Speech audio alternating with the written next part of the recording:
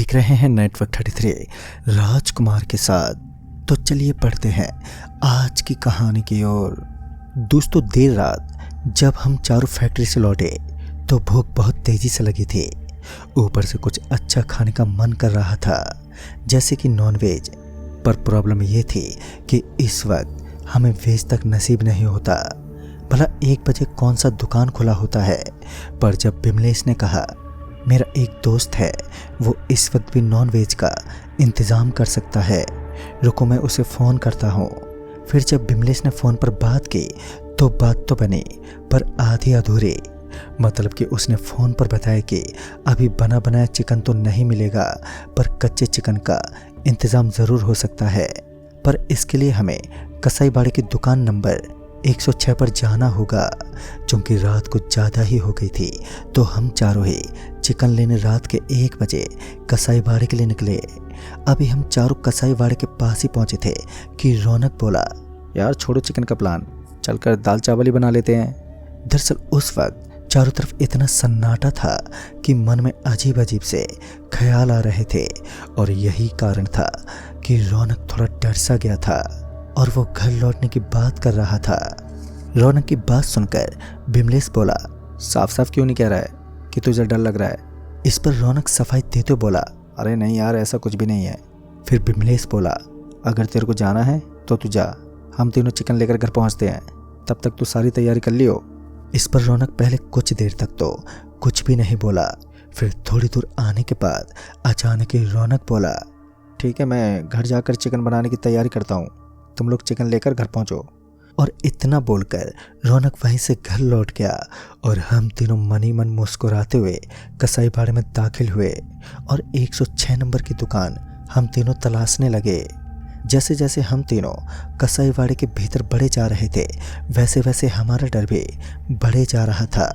पहली बात तो ये थी कि वहाँ बहुत ज़्यादा ही गंदगी थी, साथ ही बहुत तेज हमें बदबू आ रही थी, जिसे बर्दाश्त करना बहुत ही मुश्किल था। ऊपर से उस खामोशी में कुत्ते बिल्ली की भी आहट बड़ी डरावनी महसूस हो रही थी। अच्छा हुआ रौनक सही समय पर घर लौट गया। घर हम तीनों डरते डराते आखिरकार 106 नंबर की दुकान पर पहुंच ही गए। पर हमें पहुंचने में देरी हो गई थी, क्योंकि एक आखिरी दुकान भी अब बंद जो हो चुकी थी। बिमलेश बंद दुकान को देखकर बोला, लगता है आज चावल दाल ही नसीब में है आज हमारे, चलो घर चलें। अभी हम घर जाने के लिए पीछे पलटे ही थे कि तभी हमें एक आवाज़ सुनाई दी। उस आवाज़ से ऐसा मालूम पड़ रहा था कि कोई बगल में कुछ काट रहा हो, जिससे हमको लगा कि अभी भी कोई कसाई की दुकान खुली हुई है। और फिर से हम पीछे मुड़े और उस दुकान की तरफ बढ़ गए। तकरीबन 6 से 9 मिनट चलने के बाद भी हमें वो दुकान नज़र नहीं आई तो हम तीनों हैरान हो गए, क्योंकि उस आवाज़ से ऐसा लग रहा था कि दुकान आसपास ही है। पर हम तो काफ़ी अंदर आ गए थे, पर अब तक वो दुकान नज़र ही नहीं आई थी।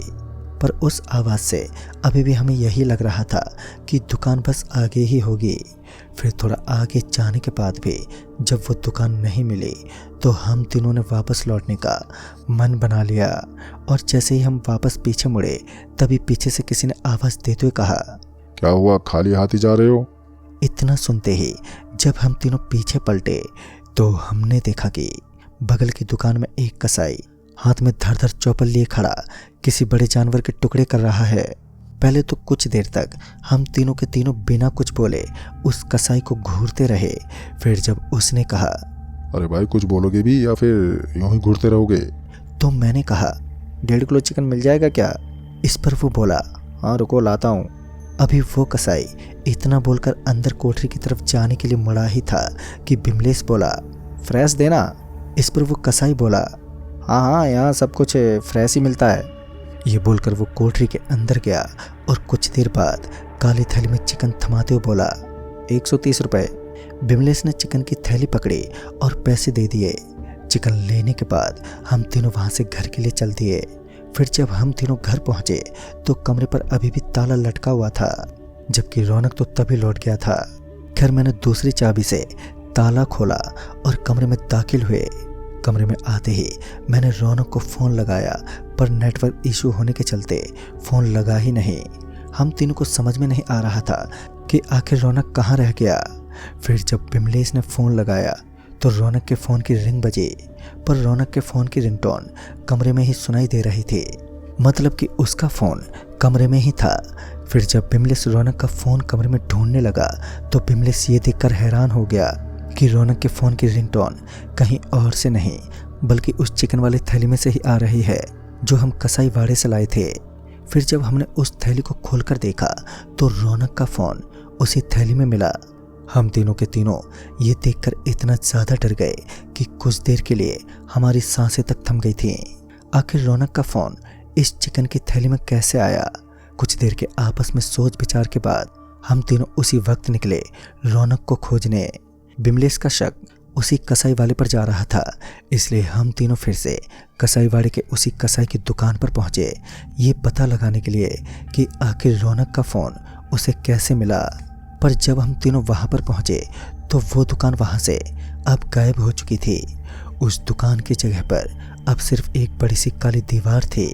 पहले तो हमें लगा कि हम तीनों रास्ता भटक गए हैं, लेकिन फिर जब हमने आसपास की दुकानों की तरफ देखा तो ये पक्का हो गया कि उस कसाई की दुकान इसी जगह पर थी जहां अब सिर्फ काली दीवार है। पर ऐसा कैसे हो सकता था? 30 से 40 मिनट में दुकान कहां पर गायब हो गई? मामला अब कुछ ज़्यादा ही पेचीदा होता जा रहा था। तभी बिमलेश ने तुरंत ही पुलिस स्टेशन पर फ़ोन किया, पर फिर से नेटवर्क इशू के चलते फ़ोन नहीं लगा। अभी हम तीनों अपने फ़ोन से ट्राई ही कर रहे थे कि तभी किसी ने बड़ी भारी आवाज़ में बोला, तुम लोगों ने फिर से यहाँ आके अपनी जान जोखिम में डाल दी है। जितनी जल्दी हो यहाँ से निकल जाओ, तुम्हारी किस्मत अच्छी होगी तो शायद तुम में से एक आध बच जाए। फिर जब हम तीनों ने उस आदमी की तरफ देखा तो हमने पाया कि एक आदमी जिसके शरीर की सारी हड्डियां नजर आ रही थी, वो कपकपाते हुए एक लाठी पकड़े हमारी तरफ ही पड़े जा रहा था। अभी भागो और पीछे पलटकर मत देखना। तो पता नहीं क्यों हम तीनों ही डर के मारे वहां से भागने लगे। अभी हम भागते हुए कुछ दूर आए ही थे कि बिमलेश फिसल कर नीचे गिर पड़ा, पर ना तो मैं रुका और ना ही शिवम। हम दोनों भागते ही रहे। अभी हम बेतहासा भाग ही रहे थे कि तभी हमें बिमलेश की चीख सुनाई दी। और फिर जब हम कसाई बाड़े के बाहर निकले तो वहाँ के चौराहे पर जो हमने देखा वो देखकर हमारे पैरों तले ज़मीन खिसक गई।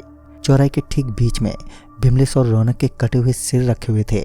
हम दोनों रोते चीखते वहाँ से भागे और सीधे पुलिस स्टेशन पहुँचे। सारी बात बताने के बाद पुलिस वालों ने कहा, तुम्हें पता नहीं है कि कसाई बाड़े के पीछे के हिस्से में जाना मना है? वहाँ जो कोई भी जाता है उसका यही अंजाम होता है। कितना भूतिया है वो कसाई बाड़ा, तुम्हें किसी ने बताया नहीं? मैं ये जानकर हैरान था कि पुलिस तक उस कसाई बाड़े में जाने को तैयार नहीं थे। फिर कुछ दिनों के बाद जब मैंने थोड़ी पूछताछ की तो पता चला कि बहुत सालों पहले एक कसाई जो पैसों के लालच में मवेशियों के मांस में मिलावट करके बेचा करता था, जिसका पता चलते ही कुछ अज्ञात लोगों ने उसे काटकर उसके मांस को बाकी के मांस में मिला दिया और उसकी दुकान को एक काले दीवार के उस पार चुनवा दिया। पर इस घटना के बाद वो कसाई फिर से नजर आने लगा और रात को इंसानों का अपना शिकार बनाने लगा। जिस तरह से उसे काटा गया था अब ठीक उसी तरह वो लोगों को काट रहा है। दोस्तों, ये सब जानने के बाद मैं फिर कभी भी उस कसाई बाड़े के पास से भी नहीं गुजरा। तो दोस्तों, इस कहानी में बस इतना है। कहानी आपको पसंद आई हो तो लाइक शेयर ज़रूर करें और साथ ही हमें कमेंट बॉक्स में ज़रूर बताएं। तो मैं आपका दोस्त राजकुमार जल्दी ही मिलूँगा ऐसे ही एक और नई कहानी के साथ। तब तक के लिए बाय एंड टेक केयर।